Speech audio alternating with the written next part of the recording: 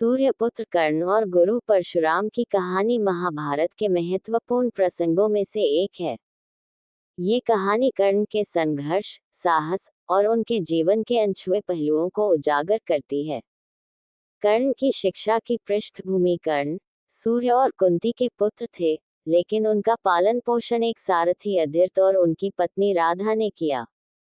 कर्ण बचपन से ही योद्धा बनने का सपना देखते थे, लेकिन उनके निम्न जाति के कारण उन्हें समाज से हमेशा उपेक्षा मिली। गुरु परशुराम के शिष्य बनने की चुनौती। परशुराम केवल क्षत्रियों को शिक्षा देते थे।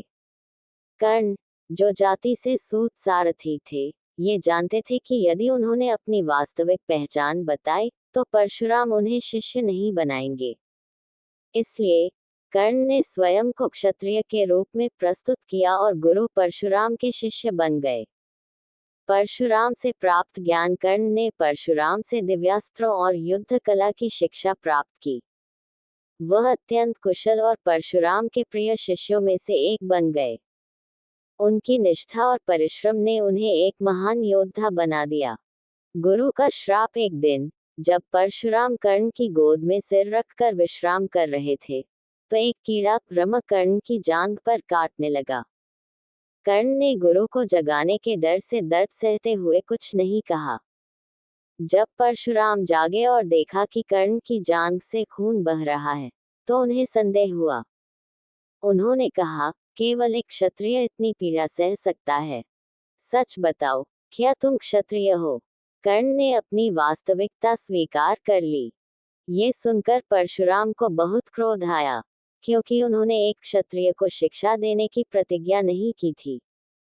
उन्होंने कर्ण को श्राप दिया कि जब भी तुम्हें सबसे अधिक आवश्यकता होगी, तब तुम्हें मेरा सिखाया हुआ ज्ञान याद नहीं आएगा। कर्ण का विनम्र उत्तर। कर्ण ने गुरु परशुराम के चरणों में गिरकर क्षमा मांगी और कहा कि उन्होंने केवल शिक्षा प्राप्त करने के लिए ये झूठ बोला था। परशुराम ने उनके साहस और समर्पण की सराहना की, लेकिन श्राप को वापस नहीं लिया। कर्ण की त्रासदी। गुरु परशुराम के श्राप के कारण कर्ण महाभारत के युद्ध में अर्जुन से लड़ते समय ब्रह्मास्त्र का प्रयोग नहीं कर सके।